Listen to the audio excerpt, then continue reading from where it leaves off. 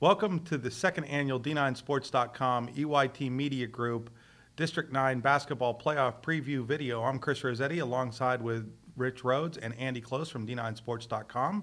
This video today is being brought to you by the Laurel Eye Clinic, a better vision for you with 10 convenient locations, comprehensive eye care for the entire family. Also by 814classifieds.com, providing consumers within the 814 area code and surrounding areas a free local marketplace to buy, sell, and trade. Guys, can't believe it's playoff time already. Boy, it seems like the season's just flown by yet again, and here we are. You know, February stinks weather-wise, but I do look forward to this every year, much more than Groundhog Day, that's for sure. So it's time to talk basketball in the middle of a terrible winter. Rich just got everybody in Punxsutawney upset with him. That's right. No, don't worry, Chucks. We'll get to you in a minute. Speaking of the Chucks, as we look at we're going to break down the brackets, give them all to you right out of the gate. You can always find them on D9Sports.com as well. So the Triploid girls bracket, it's a two-team bracket. The second seed's Punxsutawney. The top seed's Bradford. They'll play a championship game. District 9 hasn't released the exact date of that game, but past history tells us it's going to be March 1st at Clarion University's Tippin Gym. In the Class AAA boys bracket, it's once again a two-team bracket. It's going to be Clearfield coming in as the 2 seed against top seed at Punxsutawney. Once again, most likely March 1st at Clarion University's Tippin Gym. The Class AA girls bracket is an 8-team bracket this year, guys. And that's one of the largest AA girls brackets we've had in a while. Top seed is Carn City. The second seed is Kerwinsville. The third seed, Clarion Limestone.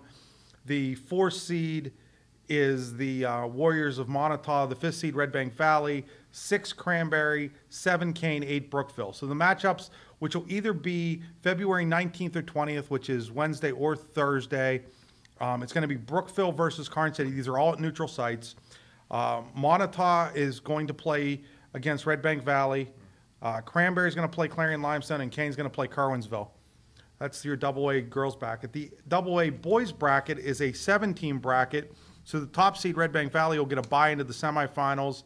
The other games, which will also be either Thursday or Wednesday, depending on when District 9 finally gets around to getting us that information. Hopefully, by the time this video comes out, we have that information on the site. But as of Sunday night, we do not right now. Keystone Cranberry will play in a 5-4 game. Keystone's the 5th seed. Cranberry's the 4th seed. In the 6-3 game, you have Brookville versus Kerwinsville. And in the 7-2 game, you have Kane versus Carn City. Brookville being the 6th seed, Kerwinsville the 3rd seed, Kane the 7th seed, and Carn City the 2nd seed. In the boys Class A bracket, it is an 11-team bracket. The seeds go Elk County Catholic 1, Clarion Limestone 2, Coudersport, Cameron County 3. Had the North Tier going there, Andy, and couldn't remember which one it was. Cameron County 3, Johnsonburg's 4. The 5th seed is Coudersport. The 6th seed is Ridgeway. The 7th seed, Du Bois Central Catholic. 8 North Clarion, 9 Venango Catholic, 10 Union, 11 Clarion. Because it's an 11-team bracket, there are going to be 5 buys. So getting buys into the quarterfinals. And the quarterfinals this year for the first time are at neutral sites, guys. Will be Elk County Catholic, Clarion Limestone, Coudersport, Johnsonburg, and Cameron County. You did it again. No, Coudersport gets a buy. Yeah. I know. Yeah. Yeah, I wasn't going in order that time, Andy. Yeah. No, that's right. 3 first-round games. Yeah, 3 first-round games. Those first-round games we do know are going to be Tuesday, weather permitting, at 7 o'clock at the home side of the lower seed. Venango Catholic will be at North Clarion. Union will be at Du Bois Central Catholic, and Clarion will be at Ridgeway. Same deal in Class A girls as... Keep going. Yeah. As the Class A girls bracket will also be, they'll actually be a 10-team bracket with the top, with only 2 prelim games. So the top 7 seed or top 6 teams will get a bye in Class A girls. Port Allegheny is the top seed. County is number 2. Venango Catholics 3. Clarion's 4. Elk County Catholics 5. The 6th seed will be the Du Bois Central Catholic Lady Cardinals. 7th seed Keystone Lady Panthers. 8 will be the Smethport Lady Hubbards. 9, the Brockway Lady Rovers. 10 will be the Cameron County Lady Raiders. Lady Raiders of Cameron Red County. Raiders. I just realized that that's a bracket that's an interesting mix. Absolutely. As we look at it. So your only first-round games are Smethport against Brockway and Cameron County against Keystone. So those games will be Tuesday. They'll be at 7 p.m. And exciting news from the EYT Media Network and D9Sports.com. We will be bringing you select games on the internet, broadcast audio only this year. Hopefully we get into some video as time moves forward. But we're going to bring some audio games this year that otherwise wouldn't be around as Andy's microphone starts to move away from him. And the first one will be on Tuesday night, Cameron County at Keystone in that Class A girls playoffs. All the information on how you can access that is available at D9Sports.com on our blog. We'll have some stuff out on Twitter and Facebook as well so that you can find out how you can access that. Dustin Kiefer and myself will be bringing you that game against Cameron County versus Keystone on Tuesday night. Chance for Madison Johnson to get her 1,000th point that night too, probably. Okay. Somewhere in the neighborhood of 992 career points. That's unofficial, of course, but right in that neighborhood. So it should be an exciting playoff year. Let's kind of just take a look, guys, and first your general reactions to the seedings and how it all broke down. Well, I mean, listen. I mean, we've all talked about this is an imperfect system. To seed based solely on records, the way District 9's done things, it's neat, it's tidy. Is it the best way to seed teams? I think you could have folks maybe in Johnsonburg this year telling you it's not. Is there a better way to go about it? I think there is. Rich and Chris, I know you both have a lot of thoughts on that as well. Well, I think there is sentiment for a change amongst the powers that be. Nobody can come up with the system they want to use. Mm-hmm. And I think there will be a change once somebody agrees on it. It's purely win-loss record right now, and that has flaws, obviously. So, well, it's got a flaw beyond just the fact that it's win-loss record. It's win-loss record, but it's only win-loss record in quote-unquote regular season games. It doesn't even take into account these conference playoffs that teams are playing that they've elected to play, which now you've got a situation where Johnsonburg and Elk County Catholic go into the playoffs with the exact same record. Johnsonburg having beaten Elk 3 times out of 4, and yet Elk seeded 1 and Johnsonburg seeded 4. Sure. So it's a little bit of a misnomer to say that it's straight win-loss record, because it's straight win-loss record based on the first 22 games, even though some of these teams are going into the playoffs having played as many as 24 games. Right. So there's some flaws that go beyond just the fact that it's win-loss record. And, I'll give District 9 this. It's better than District 10. District 10 has some sort of formula out there that nobody seems to know what it is, and nobody knows whether or not they've made the playoffs or not until the District 10 committee releases their playoff brackets. Yeah, and other districts don't use all the games to seed. District 9 has gotten as close as they can. Now, they don't count the conference games, conference championship games in the KSAC and AML, but now they have counted the entire regular season. So they moved that direction, but still an imperfect system, which I think we'll see a change. We don't know exactly how that'll be, really. I'm a big fan of the system that WPIL uses, which is probably as close to the NCAA formula as you can get, where a committee gets together in a room and they hash out who they think the best teams are. And I think in that case, that's a good thing. And it's not just in A boys that there's some controversy right now. There's a lot of controversy, I think, in AA girls, where you had a lot of those AA girls teams coming out of the KSAC, which I think we would all agree was far and away the best girls basketball conference in District 9 this year. And you got some teams seated 6th and 5th and 4th who are probably better than a couple of the teams that are ahead of them. Yeah, no question. And another good point on this too. Talking to John Sarr, coach of the number 3 seed Cameron County boys in Class A last week, and if people want to see change, talk to the District 9 committee. Make your voice heard, because that's the only way change is going to happen. It's not going to change just by simply people complaining about it or discussing it. Right. You need to be proactive about it. Well, yeah, and I think people have complained in the past, but really in general there hasn't been a really better system. I've tried to come up with a math way to doing it, but I really came to the conclusion that's not the way to do it. I think Chris brought up a good point about the way the WPIL does it. Yeah. You have a lot of reasonable minds in District 9, and putting them on a committee, getting in a room, much like the NCAA tournament selection committee does, seems to me, anyway, to be as good of an idea as any. Yeah. You know, and yet there's always the argument that in the end, seeding doesn't matter. You've got to beat who's in front of you. That's true. No, there's no question. You know, it does. I would look at AA girls and say that because I think only 1 or 2 teams go into the state playoffs anyhow. In AA girls, quad A, single A boys, 4 teams go, so it could work its way out where a team doesn't go to the state playoffs that deserves to. You know, I think if I was seeding and just my own personal seeding in Class A boys would probably have Johnsonburg number 1, Elk number 2, probably Clarion Limestone 3, Cameron County 4. I'd agree with that. Yeah, there's no problem. So we'll change it right now. Yeah. So that, that's the new bracket. No, just kidding. But just kidding, Chris. And you know the thing about how I would do that is you're not looking at if the seeds would hold. You're not looking at anybody different in a semifinal. Well, here's the thing. My big thing about seeding subjectively is rewarding a team for what they do during the season, and that could include playing up. And if you go and play Lincoln Park, you're not necessarily – now, if you play 15 Lincoln Parks and lose them all, that's an extreme case. Yeah, you don't know how good you are.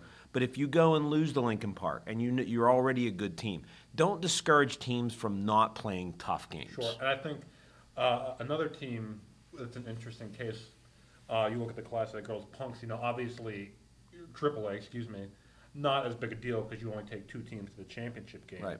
But there's a team that went out and scheduled a lot out of district. It's a lot of quality competition. Sure. If you have that scenario in Class A. But they might not do that if they're in the Class A situation. Yeah, absolutely. And Class A, a good example is in the girls' side. And this doesn't take anything away from Port Allegheny's 21-0 record. But if Port Allegheny was in Keystone flipped schedules, Keystone's 21-0, and Port Allegheny's probably a heck of a lot closer to the 14-7 that Keystone is. They would have at least more than 0 losses. I guess we could. Yeah, I mean, listen, that KSAC girls was so strong this year. No one's running the table. Right. But it goes beyond that with a situation like the Keystone girls, who are a 7 seed. When you look at playing Kennedy Catholic, one of the top teams out of District 10, when you look at playing teams like Oil City Franklin and such, a Bradford out of District, and it's kind of funny. Keystone plays Bradford. Port Allegany, which is basically within Andy, an hour's drive of Bradford, did not play Bradford. No, I mean that's. Well, I think a subjective seeding, Andy, would change how teams approach the season and would improve basketball. Oh, absolutely. Bottom line. Absolutely. Bottom line. Couldn't agree with you more. And you see it in wrestling. Some schools schedule up so much, and I don't want to bring wrestling too much into it, but it's the same thing. Encourage better matchups, and it's good for the sport. And as far as leagues go, we can argue KSAC, NTL. Leagues go through. Right now, we can't argue that in girls, Andy. I mean, all the credit in the world to Port Allegany, who I think is a good team. But there's no comparison right now. I'm not saying there's a comparison this year. I'm saying leagues are cyclical. They go in cycles. Right now, the KSAC is clearly the superior conference. You can't. Teams have to play games in their league. I mean, that's the bottom line. Yeah, but what teams can do is they can schedule better outside of their leagues. And there's a lot of teams in District 9 right now that aren't doing that. No. There's a lot of teams in District 9 that are settling even when they know they're having going to have a good team. And I don't mean to pick on Port Allegheny's girls, but I'm going to a little bit. They were the District 9 runners up last year. They won a state playoff game. They come into this season and it's the same old schedule for them. There's no attempt to play up in that schedule. And so therefore they're 21-0, and yet I'm not sure. Maybe Andy thinks they're the favorite. I don't think they're the favorite going in. I mean, which we'll get to eventually. We'll get to. I think they have as good a chance as anyone in that Class A field to win. But you do bring up a good point. And talking to Christina Francis, I know Port Allegany coach. She feels the experience her team gained last year will make that a moot point. The lack of close games. I think that's an oversimplification from a coach, and I think she's a great coach. But I think that something that happened over a year ago in a whole different type of environment with a whole different team. And I mean, you can talk about, but what I mean, Andy, is we've all seen where teams go from year to year, and they're just the addition or subtraction of one player changes what a team's identity is, or even the maturing of a team changes its identity. So I think that looking at last year and saying, well, we did okay last year. We had this experience last year. It has nothing to do with if you had that experience in January of this year, I think, or even November of this year, or December of this year. I think it's more important to have that experience with the current group in the current season than it is to have that last year. I don't think people realize how much quality could change the league, the playoffs in this district, if you don't make it win-loss based. I just think, and we've just talked about it, if the motivation is not just to chalk up token W's against teams that are terrible, which every team has those, and you can't avoid that. Yeah, they all do. Yeah. But if you don't have that as the number one factor, you're going to see Port Allegheny or any teams. There's been several teams. Yeah, certainly not just picking on them. Yeah. It's a general thing district wide. Right. Anyhow. Yeah, no question. Now, guys, looking at the brackets, we'll start with the easiest ones. Class AAA girls, Bradford, Andy, is two-time defending champions. They're playing Punxsutawney. Those two teams have had two really tight games, including one Friday night that Bradford came out with a 1-point win at Punxsy. Yeah, that was interesting. The first game up in Bradford, 5-point win by the Lady Owls. Punxsutawney really slowed the pace of that game down. It really played to their advantage. That's the first time in 3 years that I can recall a Bradford girls team not scoring any fast break points at all. It was a game down in Punxsy I didn't see. I know Bradford gets up double digits in that game. Punxsy makes a run in the fourth quarter. It makes for a very interesting game. This isn't, I think last year, Bradford came in as a heavy favorite, and this year I think they're still the favorite. Yeah. I think Punxsy is much closer to them than anyone's been to them in years past. Yeah. I think if Punxsutawney comes out and shoots the ball in any particular game, I've seen them struggle shooting the ball. They didn't shoot the ball well in some games where they, against the D9 teams, but they still won. But if they come out and shoot the ball, they are athletically pretty good. Yes. But Bradford has the best player with Allie Rinfred on the floor. Yeah, she does. And, we're going to get into the discussion of a lot of players here. Allie Rinfred, you look at the scoring, 14 points a game, it's not going to blow you away, but she's really one of those players where you can't judge her solely on just the amount of points she scored. Having a conversation with Bob Hannon, the first-year Bradford girls coach earlier this season, said Allie could easily average 22, 23 points a game, and having seen them, I believe that. But and he knows and she knows that that's not how they're going to be at their best, and it's hard to argue with the results because here they are again at 20-2. Sure. Andy, you mentioned Bob Hannon, first-year head coach, and everybody was a little stunned really when Bradford let Ann Nuzzo go after losing 4 games in 2 years, and winning 2 District 9 championships. Have they changed their style at all under Coach Hannon? I think the biggest change you saw was defensively. They were more of a 2-3 zone team under Nuzzo in the half court.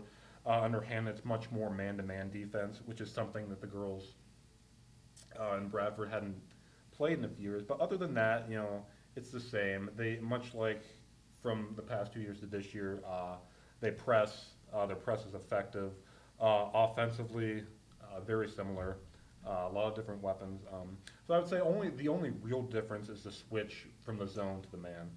Now, Rich, you've seen the Punxsy girls this year, and you talk about them being able to shoot. If they can shoot well, they're going to win, and we know that's been. Well, they have a better chance. Yeah, they have a better chance of winning, I guess, would be a better way of putting that. But that's been a bugaboo for them a little bit this year, hasn't it? Well, it's an athletic team. Girls that maybe. The Newcomb girl, very consistent season. I think she led the team in scoring.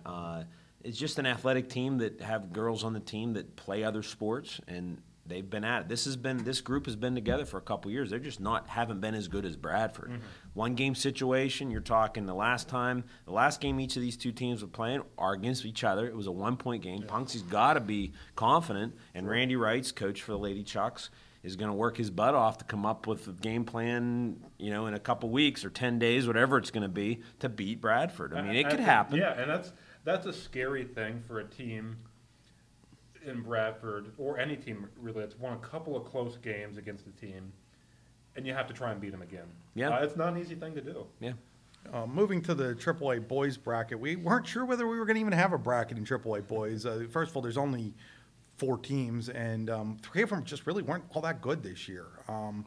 Bradford had its worst season maybe in long time with 3 wins. St. Mary's started out strong and then sort of faded as the year went on. And Clearfield, well, Clearfield's Clearfield. I mean, they struggle usually every year. But the Bison have decided to go to the playoffs with 5 wins. Six wins. Sorry, 6 wins. And they will match up against a Punxsutawney team that has played a tough schedule, and that probably comes to why their record's hovering around 500. 13-9. They played once during the season, and frankly, it was a blowout. 32 points, 70 to 32. It was a 30-point blow. Is there any reason to think that changes? No. I mean, I don't know really much more to say. I mean, Clearfield didn't have a good year, and they're playing a team that's better than them by probably a significant margin. You have a Punxsy team too that has a lot of motivation. Not that they need any. Close losses the past 2 years to Bradford in the district championship game. Obviously, Bradford's not there this year, but that would be the better storyline. But it just didn't happen. Bradford didn't fulfill their end of the bargain. Right. But it's there for the taking for Punxsutawney. No 2005. Coach Dirk Neal really want to win a district title, and this team has been together for a couple years as well. Mancuso, Tyler Young, Corey Gear, very they've been in a lot of close games, and good luck to them. I mean, this is a team that they are the best Triploid team in the district. They've got to go out and prove it, and I see no reason why not. Moving to the AA boys bracket, one of the most open brackets. I could see anyone 1 through maybe 6 winning this one. And that's very correct. You look at it, Red Bank Valley's the top seed, and kudos to Greg Bean and the Bulldogs. They went from worst in the KSAC South to first in the KSAC South. KSAC runners-up this year. Generally not a strong basketball school. Well, here's my numbers, and I cover Red Bank a little bit during the season. They're 16-7 this year. They have had, that was their seventh winning season since 1980. They have 2 district titles, 1975 and 1980. And they've only had 2 since 19. They won back-to-back KSAC titles in 91-92. They have had 2 winning seasons since then going into this year. Can we throw out any more showing where this program usually is and where it is now? Great season for the Bulldogs. Jake Doherty averages a double-double. 1,000-point scorer already as a junior. Westover almost averaged a double. And the thing is, they're all juniors. So this is a 2-year run for these guys. And can they take, they get a bye into the semifinals in a 17 bracket? What do you think, Chris? You saw him against CL. I love the quote that Greg Bean gave me after that game. He talked about how just the KSAC title game was being played at Clarion University for the first time, and just the atmosphere. And he's like, hey, at Red Bank, a couple of our kids came up to watch the playoffs last year. He's like, it's a little different from 20 rows up than it is from courtside. That's true. That's true. It's a neat story, and they are certainly on the short list if you had to pick a AA team out, Chris. But a couple of other teams in there. I mean, the second seed Carn City has a win over Red Bank this year. And that's a nice team. Chris Bellis has done a pretty good job down there with taking a lot of football players and turning them into basketball players in a short amount of time, considering they made a long run into the football playoffs. Yeah, Tyler Keppel, I got a chance to see Brookville beat Carn City by 13 during the regular season, and Tyler Keppel scored 28, very dynamic. So he obviously proved he can do that in a game, and he might need to do that more than once for the Gremlins to get through this. Yeah, Logan Maroney's a nice player for them as well, and one of the nicer inside guys I've seen in District 9 this year. I think that brings up another point, too, about Carn City. And it's not always the case, but you look at a group of kids there that's had a lot of success in football, and I think that type of mentality, sometimes it carries over into other sports, sometimes it doesn't. In their case, it certainly has this season. And then Kerwinsville, they're the 3rd seed, maybe not getting a whole lot of respect, and and a lot of District 9 doesn't know about them because, yes, they play in the AML, but a lot of their games also come in that Mo Valley League over in the beyond Clearfield and in District 6. And it'll be interesting to see what Kerwinsville does. What have you heard about them this year, Rich? Well, it's an Olensky and who's the other? Brett Gardner. Gardner and Olensky, yeah. They average 14 and 12. They are the primary scoring guys. But again, the Mo Valley League, they lost to the West Branch, a team they beat earlier here this past week, cost them a seed. Yeah, but that West Branch team, when they beat them, didn't have 3 of the players that they had when they played them the second time around. This is a Kerwinsville team that beat DuBois Central Catholic, which is a team that beat Johnsonburg. So I guess what that shows you is this Kerwinsville team on any given night could make a run. And once again, we're talking about an open field where anybody, I think, could make a run. So I don't think that Kerwinsville's got any less of a chance than anybody else in this field. They just don't have a history, and that's probably why they might not get any respect. They've had a couple places where they've had really good teams. I know I covered them back in the 90s. They had a couple really good teams. They ran into Brockway, and Brockway with Brevard and Hughes were great teams in the 90s, and they just weren't as good, and that was in Double A as well. The 4-5 game is a great matchup. Keystone against Cranberry. Keystone, the one-man scoring machine. Yeah, Keystone, the one-man scoring machine, and Adam Lenser. They struggled down the stretch, though, losing 4 in a row to end the season. A little discussion with Greg Heath, the great head coach at Keystone, felt that the schedule, where it was pretty much every day they were playing a game, hurt them because they didn't get any practice and they weren't having the ability to work on some of their offense, and he felt they got really stagnant on offense. Give Greg Heath a week or so in the gym with practice. And you have a dynamic player like Adam Lenser, who went for 47 down at Punxsutawney in a loss last week. Once again, a team that you think could make a run. And that Cranberry team, man, Pat Irwin, who played for Greg Heath, disciple of Greg Heath, you thought after Ryan Willison left last year, this program was going to take a nosedive, and they haven't. They're 12-10 and playing strong, and even games that they've lost have been close losses. So another team with Janoko Swart, we remember his sister Sune from last year. Jacob Creighton, who DuBois head coach Scott Creighton's nephew. These players over there, it's a different guy, it seems like, every game for them. And that makes them a tough matchup. And then, Rich, the team that you see a lot, the Brookville Raiders are 8-14, but you talked about how they had a 13-point win over the second seed Karn City. Yeah. They had, was it an overtime win or an overtime loss? They had an overtime win. They beat Red Bank in overtime and then at lost, home. Yeah, and then lost home by 4 down at Red Bank just last week. So as the 6th seed, they very well, with a losing record, could win this whole thing. Yeah, and they had a nice win over DuBois to finish the regular season. So they go in with 8 wins, and everybody, you hear why do you go in with an 8-14 record? I don't blame them for going in this bracket because of what they've done, especially against Red Bank. 2 toss-up games. They could have lost both. They could have won both. They split. So Nate Schertz, I think, is a player that I know the District 9 League teams know who he is. No question. 16, 17 points a game, 8 rebounds, between 2 and 3 steals a game. He is, a all-district level type player. As any playoff team will need, they need somebody else to step up beside him. He's a slasher. He's shooting the ball very well right now. He started off the season injured. He had a bad ankle, and he probably should have missed some more games at the beginning of the year. They have lost 2 or 3 games that they blew. They had Punxsy at the end, blew at home. Maybe a little misleading record. They've got to prove it. I mean, Kerwinsville is you can't look past anybody when you're 8-14. You can't look past anybody, but they will be a factor certainly if they they get going.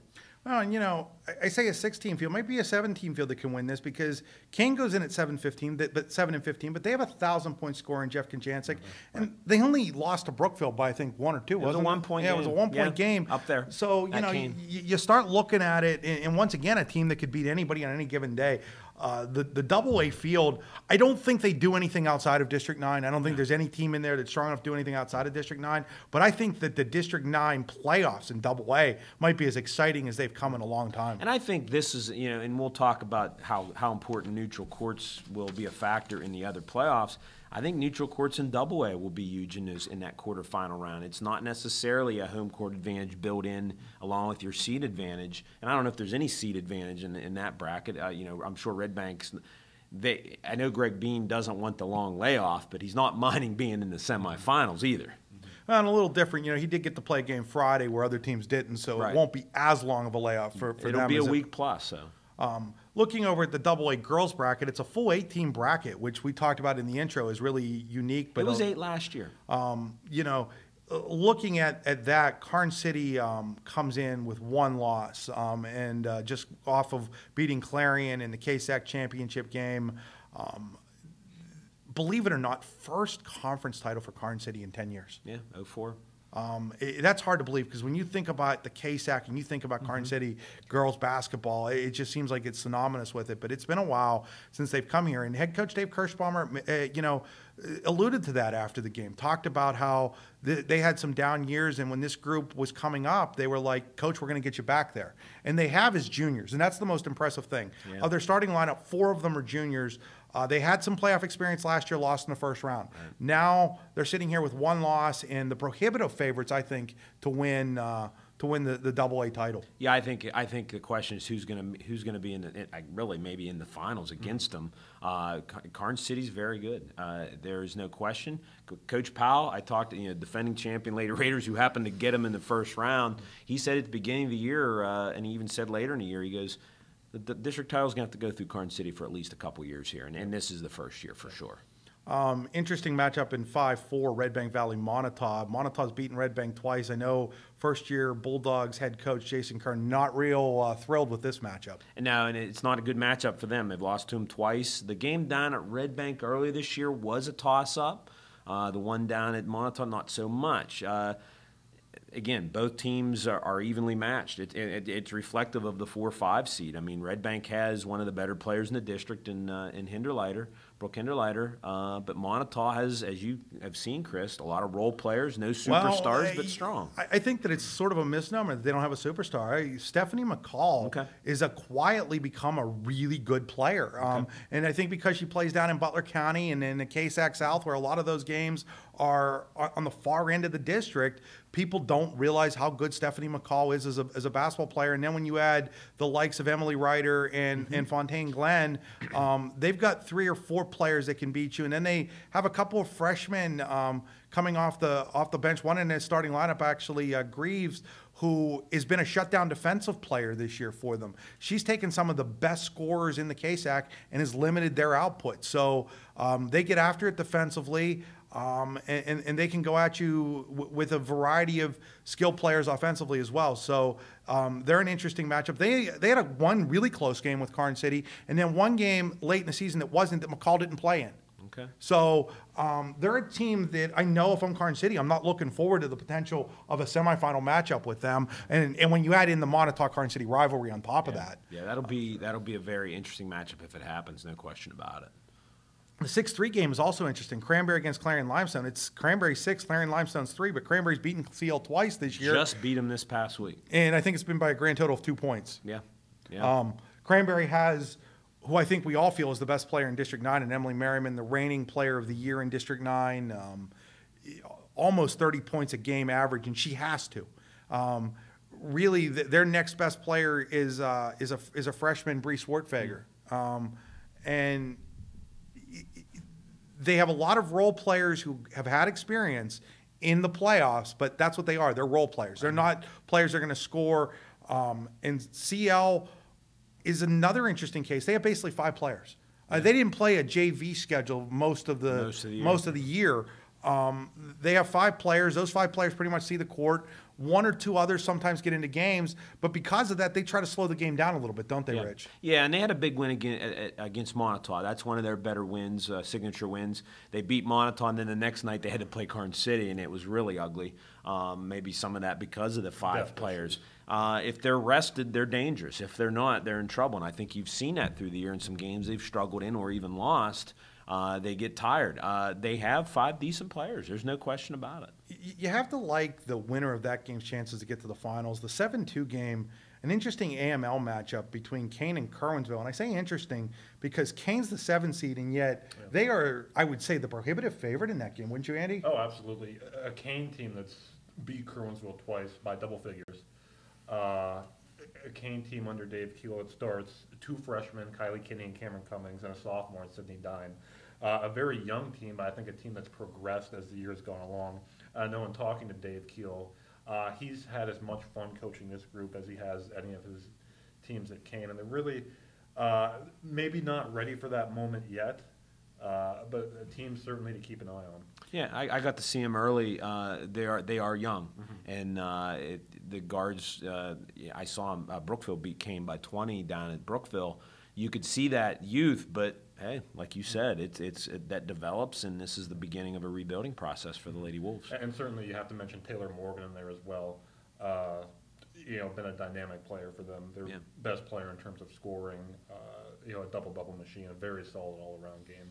A lot like the Curwensville boys, the Curwensville girls, a lot of people in District 9 don't think about them because of that Mo Valley League thing, but in Sierra Strickland, they have one of the best players in District 9, don't they, Rich? Well, once again, how good is she? Nobody knows. Nobody in District 9 has seen her a whole lot other than the AML schedule. She's been pretty consistent, right around 20. She's averaging, she's one of the top scorers in District 9. And it's over a couple of years now with her. It's not like it's just she burst onto the scene this year. And they are the second seed, so... maybe the third time's the charm against the Kane team. Who knows? Like I said, you think Kane's prohibitive favorite there, but anything can happen in a one-game situation again. Sure. Moving on to the Class A girls, the 10-team bracket. The defending champion is Clarion. They come in as the 4th seed in this bracket. They defeated Port Allegany last year as the top seed. We talked a little bit about maybe the difference in strength of schedule here. Mm-hmm. Looking at this, I see 4 teams maybe emerging as potential champions, Andy. Port Allegany, obviously. Mm-hmm. The 3rd seed, Venango Catholic, which just last week defeated Clarion in a big game at Clarion, avenging a loss earlier. Maybe the signature win for a Venango Catholic team that's been on the verge of signature win, of really breaking out over the last couple of years. They're 18-4. And once again, they played a little bit up. They played one of their losses to Oil City, who was a pretty decent team in District 10. They've also lost a 1-point game to Karn City. Yeah. And they lost to Clarion. They have a big win over Keystone. In fact, I think it was a double-digit win over the Lady Panthers. And then obviously I think Clarion and Keystone coming out of that 7th seed. I really like the Lady Panthers in that 7th seed too. I think they're playing some of their best basketball here late in the year. Madison Johnson, who suffered a torn ACL late last year, finally seems to be back and completely healthy and feeling a little bit more comfortable with what's going on there. And then Amber Hess coming off the bench for them is really a sharpshooter. And when she's on and it gives them that second score to go with Maddie Johnson, they're really strong. So I really think the key to Keystone here is the play of Amber Hess, the sophomore who also is a fantastic golfer in District 9. But I think that she's the key because if she scores, I think they're a tough team to stop, especially because she can give them a real solid outside presence. Talk a little bit about Port Allegany. You've seen them, Andy. Becca Lathrop is the name that immediately comes to mind there. And, I didn't want anyone to feel like we're kind of ragging on Port Allegany at the beginning of the video a little bit, but that very, very good, very talented basketball team. And it does start with Becca Lathrop, one of the premier players in District 9, 1,000-point scorer. Does a lot of her work down low. Not big in terms of height, but does a great job of finding space, knowing where she's at on the floor, getting mismatches, and their guards do a good job of getting her the ball in places where she can score. And you got to talk a little about the guards too. Not big in terms of scoring, but you're talking about a Krista Miller, who's as quick of a guard as there is maybe in District 9, a real defensive stopper, a Lene Delacour who can hit open shots, and then of course you have, my favorite names in District 9, the Bucks and Shuts girls, Autumn and Summer coming off the bench. I'm glad Andy had to say that. Both built kind of a similar game to Miller, very solid defensive players and also capable of hitting from the outside as well. Well, and you haven't really talked about the big girl in the middle that is going to present matchup problems for a lot of these teams. Brooke Roy's averaging almost a double-double, 11 points, a game. 6-footer. She does present a lot of matchup problems, and having Lathrop there with her really gives them an advantage. 2 players like that in the low blocks is tough, to defend in Class A or any class for that matter. They, there's certainly a team that we can talk about. Have they been challenged? Haven't they been challenged? This is a team that's as talented as any of the teams we just talked about, and certainly more than capable of coming out of this field. Looking at Venango Catholic, really good, strong team with 3 or 4 players who can really score. They have Lindsay Holman, who's a 1,000-point scorer, and her little sister Ava, who is going to be a 1,000-point scorer in District 9. And she's only a sophomore, but she's going to be well on her way. Second year as a starter for them. Taylor Moltz gives them a presence inside who can also handle the basketball. And you don't see too many 5'8" girls who line up at more of a forward position, a little bigger maybe, who can handle the basketball like she can, and that really presents issues for teams because they're not used to seeing that a lot. A lot of the big girls in District 9 are just that, they're big girls who don't handle the basketball real well, and yet Taylor Moltz does a really nice job with that. So that's a team that I think is going to make a lot of noise, and was really glad to see. It looked like for a while there that they might match up with Clarion in the first round, and was really glad to see that they don't. They get a DuBois Central Catholic team. You got to tip your hat to first-year head coach Mike Nesbitt, who after leaving the boys team a couple years ago came back to coach the girls. They had a really nice regular season. Lost maybe sort of a little bit of an upset to Kane in the AML semifinals. I don't think that. And I think Nez would be the first one to admit it, that I don't think they're ready to make a run in Class A yet, though. They're a very young team. I got a chance to see them once, and they got a win against Brookville, the game I saw. Yeah, this program's a couple years away. I wouldn't be surprised that they'll challenge for the district title in a year or two. Who knows? And getting back to Port, Allegheny, and Venango Catholic for just a second, this is something that they're two of the best teams in Class A that should come as a surprise to no one. You could see it last year when they played up in Port Allegheny in the quarterfinal matchup. Both young, up-and-coming teams that had a majority of their players coming back this year. So the fact that they're in the positions they're in right now certainly should come as no surprise. And Clarion and Elk playing in the quarterfinals, talk about a traditional, playoff rivalry. Loser goes home. Yeah, and they already played once this year, and Clarion really up in Elk County at St. Mary's High School in that Christmas tournament really handed it to Elk. And the defending champions, probably not as deep as a year ago, but whenever you have Kyla Miles and Macy Thornton, Kyla's already a 1,000-point scorer.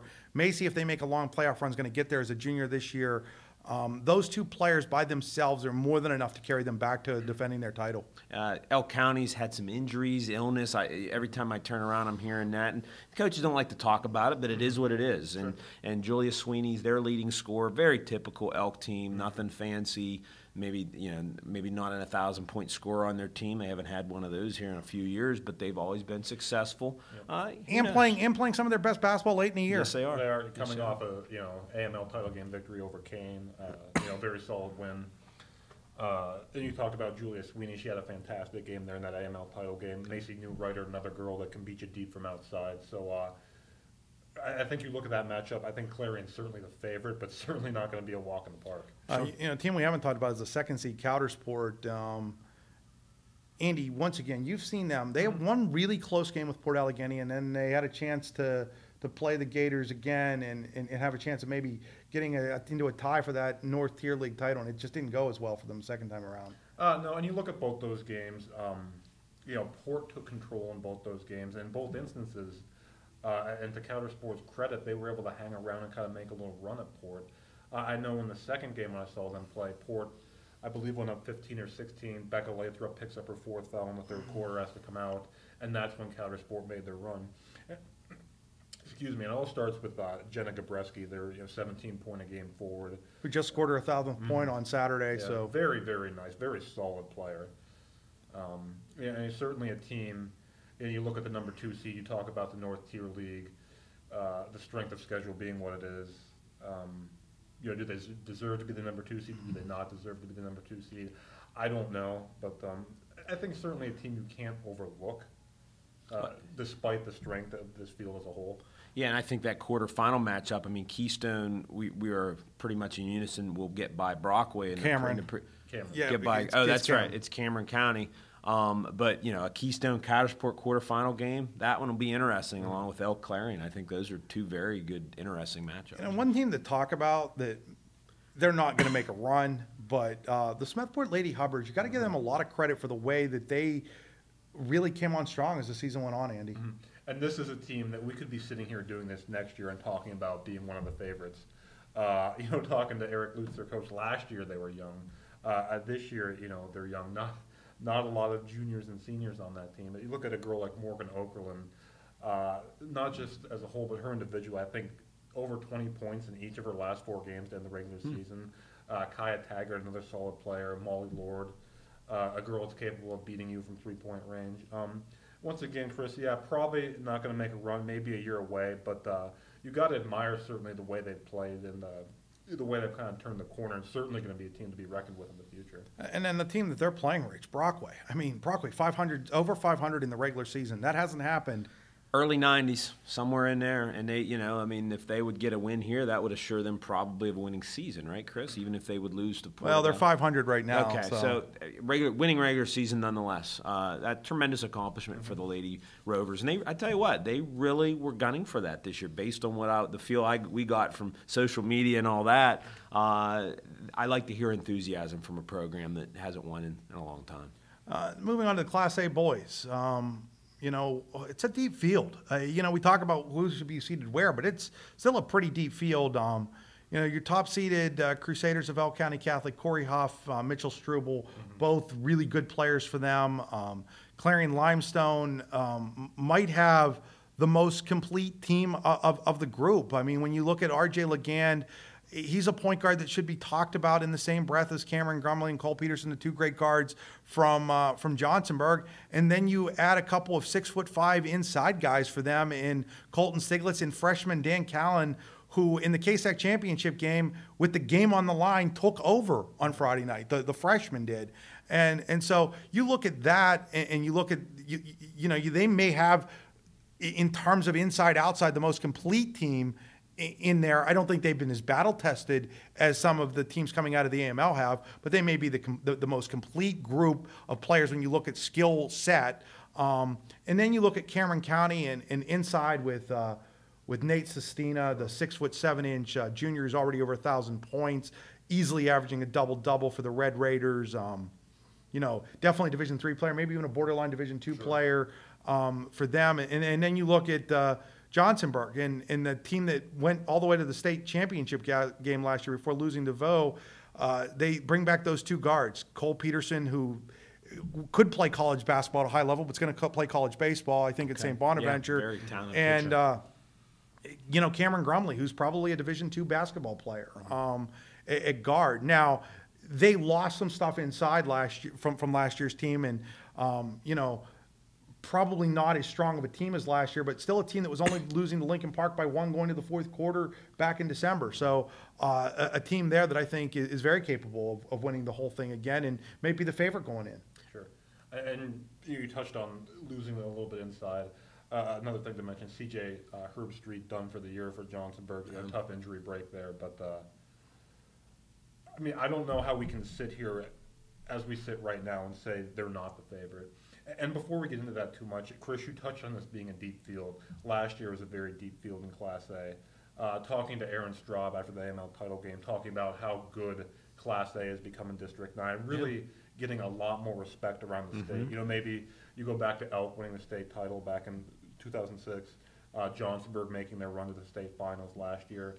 Du Bois Central Catholic making the run in 2007. Right. I think slowly but surely, and through what they've done on the court, Class A and District 9 boys has gained respect throughout the state. I think the quarterfinal round will be fantastic. I mean, you're looking at some really interesting matchups.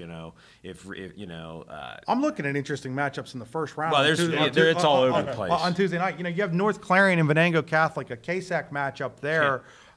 In North Clarion. Started out a little slow, really came on strong in the end of the year, winning, I think, 7 of their final 8. Yep. If you're a Seifert, you play at North Clarion. Christian Evan, there's 3 of them in the starting lineup for the Wolves. Venango Catholic has maybe the most interesting player in District 9, in my opinion, and junior Devin Zagar, who is 6'10" and a legitimate 6'10". And about halfway through the season, you started to see the numbers revealing what you would think you would see from a 6'10" player in District 9. And you just wonder, if they get by North Clarion, Elk County Catholic's not real tall. Yeah. Outside of Huff. Yeah. But 6'5" is not 6'10", guys. It's not. No, you're right. I think that Elk's able to put enough ball pressure on Venango that could become an issue. But boy, that would become an interesting matchup, because when you have a player like that's 6'10", and you can just lob the ball inside to him, and it seems like Venango's starting to figure that out as the year went on. it's a game changer. Mm-hmm. That's very true. And then I look at the Union Du Bois Central Catholic matchup, and Du Bois Central Catholics had an interesting season. The big win over Johnsonburg that really put them on the map, but they also have a loss to Kerwinsville in there, who is a little bit of a head scratcher, and but then they played Elk County Catholic tough in the AML semifinals at Elk before losing.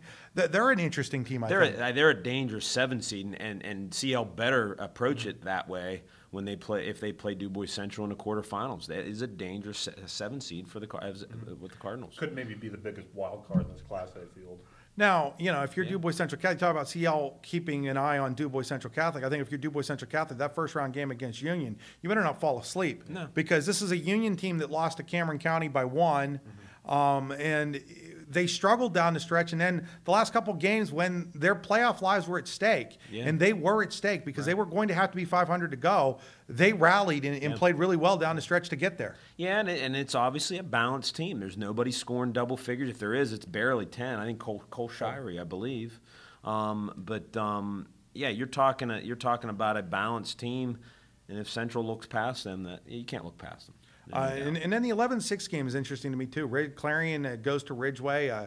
You'd think that Ridgeway is a heavy favorite there, but the Elkers like to slow things down. And I think if they do that against Clarion, and maybe I'm giving them a scouting report right now, but I think if they do that against Clarion, they could be in trouble because on any given night, Clarion's got the skill set, especially shooting-wise, that if they have a nice shooting game, they're going to beat you. And if Ridgeway allows them to hang around, and considering they like to play games in the 40s, that generally allows the other team to hang around a little bit. They could let Clarion hang around, and the Bobcats have enough kids and guys like Taylor Smith and Antonio Treese who can hit the 3 ball and really make life miserable for you on any given night. They're not good enough to win the district title, but they're good enough to maybe sneak up on Ridgeway if Ridgeway's not ready for them on Tuesday night. And Ridgeway is actually a young team. Their best 2 players are underclassmen. Jeremy Breyer at 16.8 a game. He's a sophomore. Josh Roselli's a junior. This is a nothing fancy, get out and play defense type of team with Coach Allegretto. And again, I think they would really like to play Cameron County in that quarterfinals. If everybody remembers the shot that Cameron hit at the buzzer back in December, I believe, to beat Ridgeway in a regular season game. Another fantastic possible matchup. But you're right.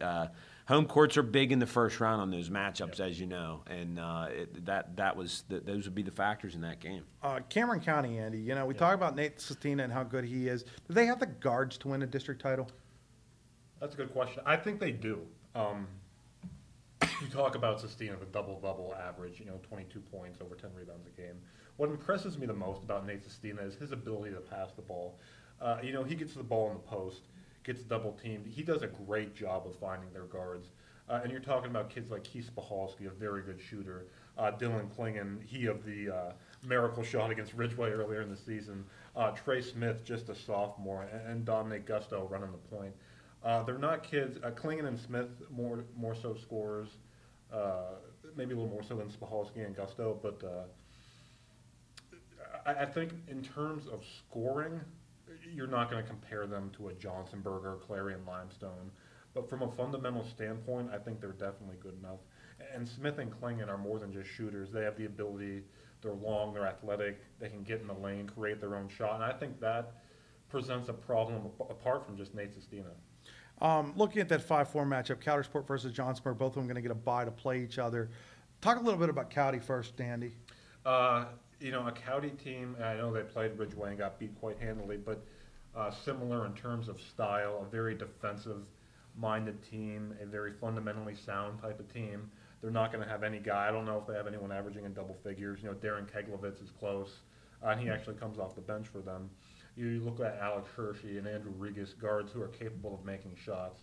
Not a team that is going to just blow you out of the water with anything they do, but a team you definitely, obviously, Johnsonburg's going to have to show up to beat because they're not going to beat themselves. Well, and you look at Johnsonburg, and we talk about them being the favorites, and we talk about Cole Peterson and Cameron Grumley, both 1,000-point scorers, both over, I think, 20 points a game this year.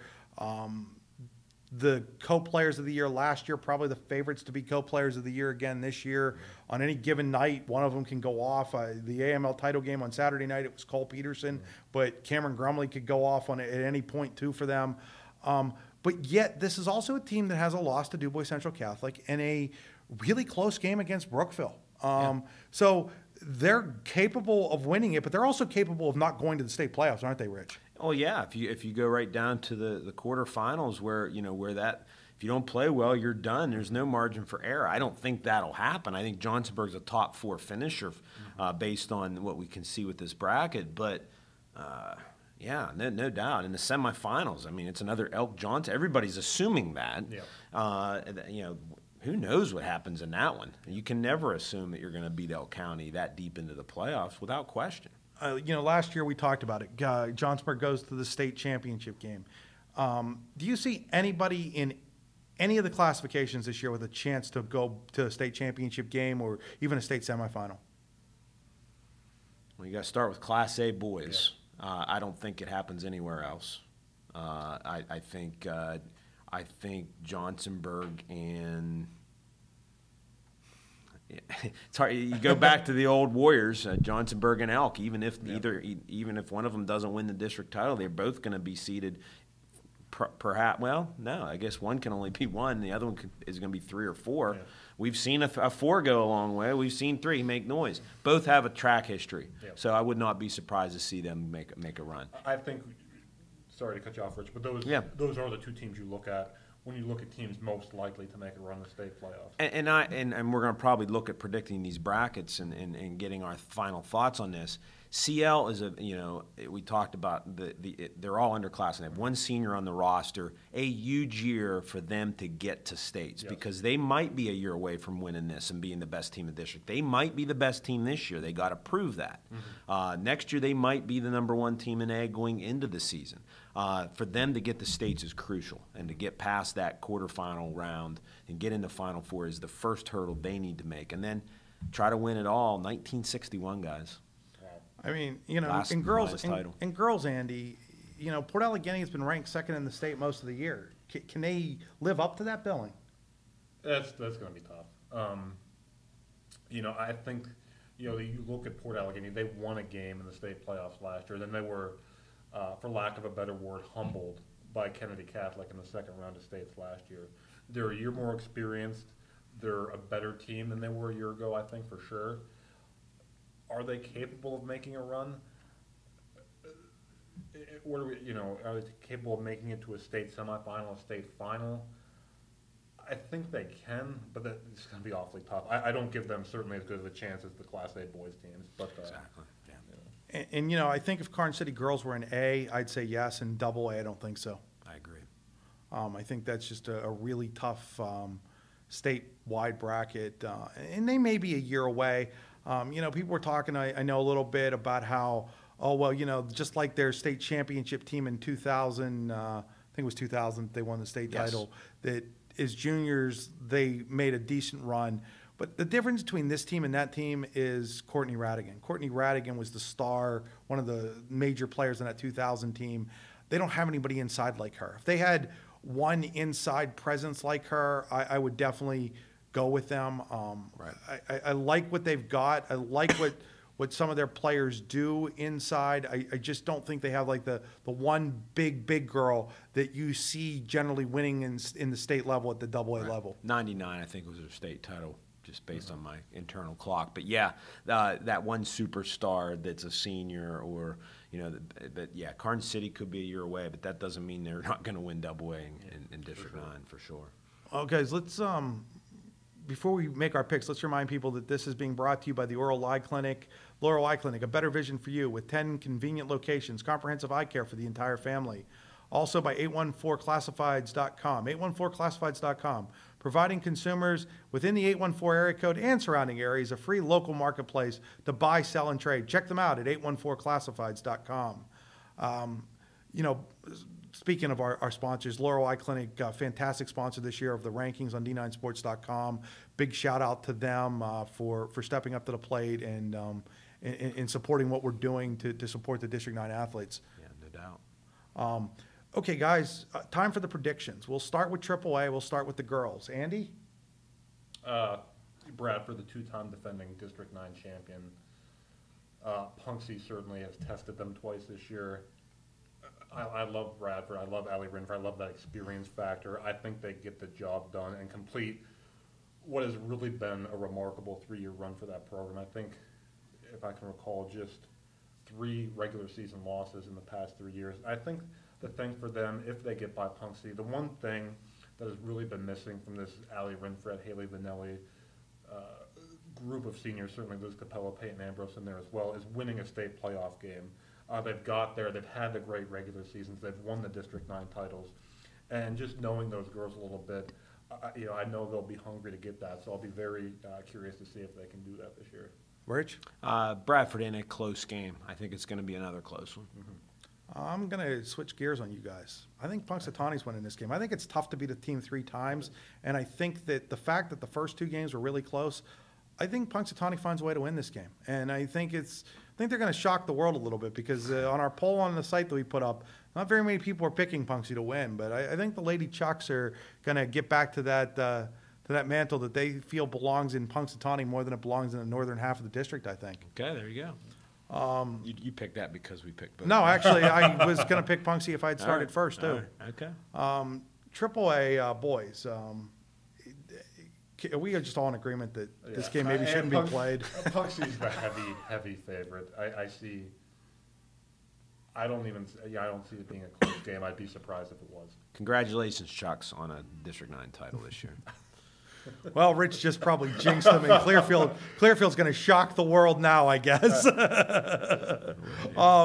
Double A. We're going to be the people they call they. I don't think you're. We're they. I don't think you're high up on Dirk Neal's list right now, Punxsy. No, I didn't actually pick Clearfield. I'm actually picking Punxsy. I'm just saying Rich just jinxed them by congratulating them. Is what I'm saying.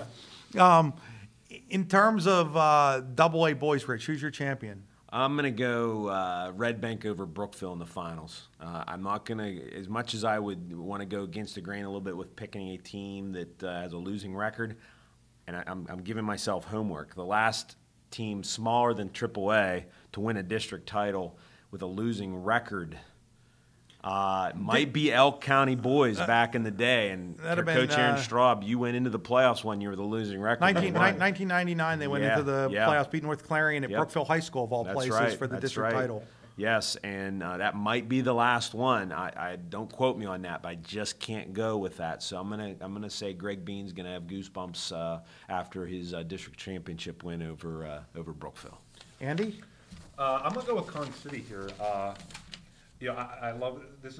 This group is winners, and they might be the hottest team coming into the AA playoffs. I think they win. Of course, Keystone might be my dark horse here. I love a guy like Greg Heath with time to prepare, with the type of player, type of scorer that Lenser has. But I think Karn City gets the job done.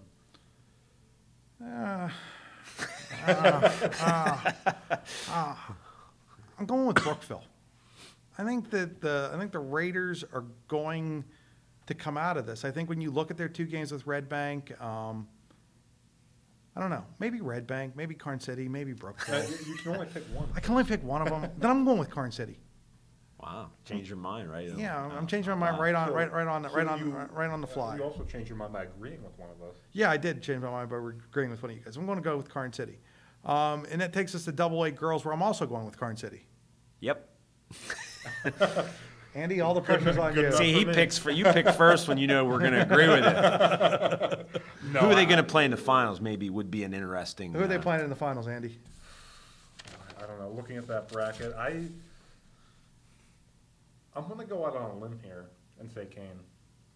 They're going to play Cranberry in the championship game. Emily Merriman's carrying the Lady Berries to the title game. I agree with that, Andy. We got you on that one, but Cranberry. Merriman's too dangerous. And then single A girls. We're going to let Andy pick here first. We all think we know where he's going. You all think you know who I'm picking. Yeah. You'd all be right. I love Port Allegheny. I love this team. They're balanced, inside-outside combination. Despite the scoring discrepancies this year, this is a team that has been battle-tested in the past. I just like what they got going there right now. Pick your four. Pick your four, because there's 4? 4 state qualifiers Okay. here. Everybody wants to know. Pick my 4 state qualifiers. Okay, I'll go Port Allegheny. So let me take a look at the bracket here a second. Well, this is hard. This is hard. No, it's not. Not for Nah, the 4 state well, qualifiers. I'll go Clarion as the number 4 seed, Venango, and Keystone. Who's Port beating in the finals? Who is Port beating in the finals? I think Port beats Venango in the finals. Ooh, A rematch of okay, last year's okay. quarterfinal game. All right. Well, Andy and I agree on who the championship game is going to be between, but we don't agree on who's going to win. Okay. Venango Catholic has been battle tested this year when it counts the most, and therefore the Lady Vikings are going to come out as District 9 champions, and nobody had them at the beginning of the year winning the district title. And my state playoff teams are the same as Andy's: Port, Elk, not Elk, Port Clarion, Keystone, and Venango Catholic. I'll agree with those 4 with Chris. I'm gonna go Port Allegheny over Venango in the finals. 3 would be Clarion. 4 is Keystone. No, 3 Keystone, 4 Clarion. So you're saying Keystone's going to beat Clarion in the Concy game? That's what I said, right? And that's what I'm saying. What are you saying? Just to be different, I'm going to go Clarion over Keystone. Love that 1-2 combination of Miles and Thornton. A boys, gentlemen, A boys. Who wins? Rich. Is it my turn to go Yeah. first? Johnsonburg's going to win the district title. They are going to beat. They are going to beat Ridgeway. Ridgeway is going to beat Cameron County second time around, and they're going to beat CL in the semifinals on that side of the bracket. CL will lose to Elk in the consolation game. Okay. I also have Johnsonburg winning the District 9 title. I don't think you have guys on an individual level on certain teams that are certainly on par with Cole Peterson and Cameron Grumley. They're the only team that has 2 guys like that. And those guys are as dynamic of a backcourt as you're going to see in District 9, and I think they get that done. I'm going to go a little different with you in who they beat. I'm going to go with a little on a limb here with Cameron County, a team that's not getting a lot of respect, and that may be taking From it. they are not getting the They are not. No, I think they're taking that a little personally. You know, they've heard all year, oh, you haven't played anyone. Oh, you haven't beat the only team you beat that was really good. It took a miracle shot to beat them. Yeah. I think they have the best low post player in the district in Nate Sestina, and a group that is good enough collectively to get them to that point. So your 4 are. My Once 4 again, are. You're talking too much, so you got to redo it. My 4 are Johnsonburg.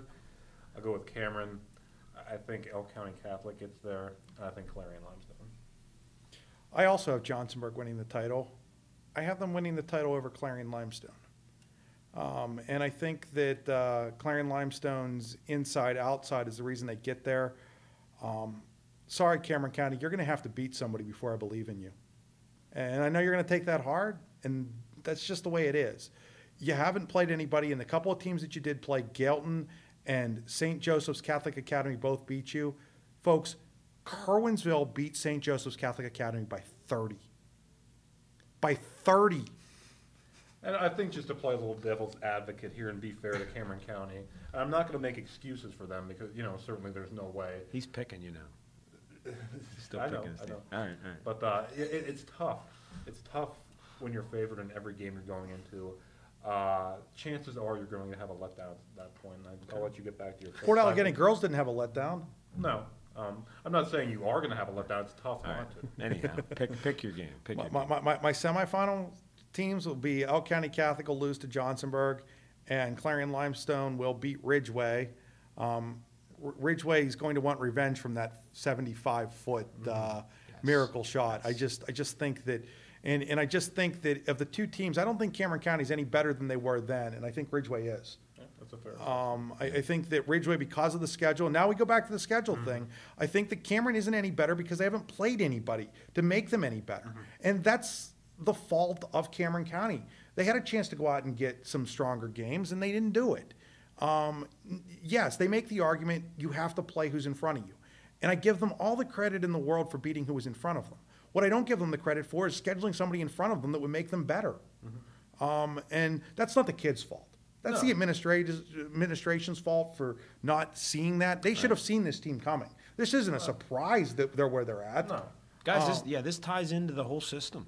You know, encouraging higher, tougher schedule. And certainly that strength of schedule argument is going to be put to the test. And you know, hey, Absolutely. Cameron, you want to prove me wrong, and I'll be the first one at the end of the day to admit that I was wrong. But until Chris loves being proved wrong. By the way. Yeah, I do love being proved wrong. I mean, I've an opinion, and it's a strong opinion, and I just think that in the end of the day, that's going to happen. Now, Ridgeway versus Elk County Catholic. Elk County Catholic's going to beat them in the Concy game. I love what Tony Allegretto has done with that program up there. They've become a perennial powerhouse in District 9. Yeah. And they are strong the whole way down. And I think that they're going to be here for years to come.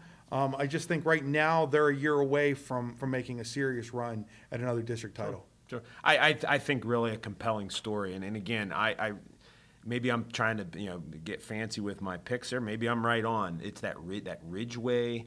That side of the bracket is really interesting. Oh, it really is. It is. And I think what the difference between CL and Ridgeway could very well be is that size inside, especially if CL – I think CL in the fourth quarter of the KSAC championship on a big court learned something. I think they learned that when they spread the court and let R.J. Legan break down the defense and then let him dish to the 2-6-5 Twin Towers. I think the 2-6-5 Twin Towers is what separates them from a lot of other teams. It's a bad matchup. There's no question for many teams. I guess the main question is can a young Lions team who hasn't been on this stage, now they were a little bit Friday night, and they responded well. And I think that is something that needs to be talked about a little bit with not only them but with Carn City, the Clarion girls, and even the Red Bank Valley boys. The AML title games, the KSAC title games, probably great for preparing teams for the postseason. Yeah. Okay, huge difference between playing the KSAC title game at Clarion High School and playing at Clarion University. It was a District 9 championship game atmosphere Friday night. 3/4 of the way full tip-in, loud, noisy, all the pressures there. There's no, in fact, it was. I've seen less exciting championship games in District 9 in less exciting atmospheres than what was available to these teams, and I think that's going to go a long way for the Red Bank, CL, Carn City, and Clarion girls when it comes down to it. That's an advantage they now have that nobody else in the district has. Yeah, and Red Bank, I should note, KSAC hasn't won a Class A title since '04. Greg Bean was on the team that did it, Clarion. And CL could break through. And as I said, huge for them to get to the Final Four this year, regardless if they win the district title. This is a run they have a run coming of more than maybe 2 years. They have a good group of kids in the system down below even after this year. And with Legan leading the way, his dynamic play and the big guys, I think they'll be a fun team to watch. And I picked them to lose to Ridgeway in the quarters, but that in the semis, and that could there's you talked about it. There's an interesting quarterfinal game there with DuBois Central Catholic, who's more than capable of knocking off. And maybe we aren't giving them quite enough credit. No, we're not. DuBois Central's a dangerous team. So CL, if they get to move into that semifinal, they'll be tested, no question. And Cameron County, another team that maybe built beyond this year, only graduating one senior starter in Klingon. And the potential Cameron-Ridgeway matchup, I think, is destined to be a close game no matter how many times they play. Ridgeway, a very defensive-minded team. Cameron County executes well in the half court. So that's, I think, a very, very interesting matchup. I'll say this. You give me Peterson and Grumley and put them with Sistina, and I think I could win a state title. Give me both of them, and I know I can win a state title to go with Sistina. Which goes back to my proposal for Reynoldsville Charter. Then I'll bring in couldn't resist. Everybody's doing it. And then I'll bring in R.J. Legan and go with R.J. Legan, Cameron Grumley, Cole Peterson, Nate Sistina, and then one of maybe the big guy, maybe Corey Huff. Boy, Chris Rossetti announces the District 9 all-district team sponsored. Well, I tell you what, guys, I think even we might be able to coach that team to a state championship. Yeah, roll the ball out. Roll the ball out and tell them to go play. All right, guys, go play. Well, guys, this has been a lot of fun, and I hope you enjoyed it, and I hope we created a little bit of controversy. Go good luck to all the teams. Absolutely. We love you all, Yes, we despite do. despite the idea that maybe we have some favorites or not favorites. We've got to say some things that stir up the conversation, because it's stirring up the conversation that's so great, and we appreciate everybody that corresponds with us on a daily basis at our Twitter site at D9 Sports. Went over 3,000 followers today on that. Thank you, everybody out there, for all of the support you give us, and feel free to tell us that we're full of what we. Hey, there's a lot of good stories to be written. Believe me, we are rooting for good stories. That's what we're rooting for. We're not necessarily rooting for teams. We want District 9 to do well, but we are really rooting for good stories, and there could be a lot of good ones written this postseason, no question about it. I hope you guys are looking forward to it as much as we are. And to all the kids, best of luck to you, as Chris said. Yeah, so good luck to everybody. You've been watching the second annual EYT Media Group, D9Sports.com District 9 basketball playoff preview video, brought to you by the Oral Eye Clinic, where a better vision for you, with 10 convenient locations, comprehensive eye care for the entire family. Also by 814classifieds.com, providing consumers with the 814 area code in surrounding areas, free local marketplace to buy, sell, and trade. That's 814classifieds.com. And also make sure to check out, if you're in the Clarion and Venango areas, exploreClarion.com, explorevenango.com. Great free local news sites in the area to check out. So thanks, and until next year, this is Chris Rossetti saying goodbye for Rich Rhoades and Andy Close.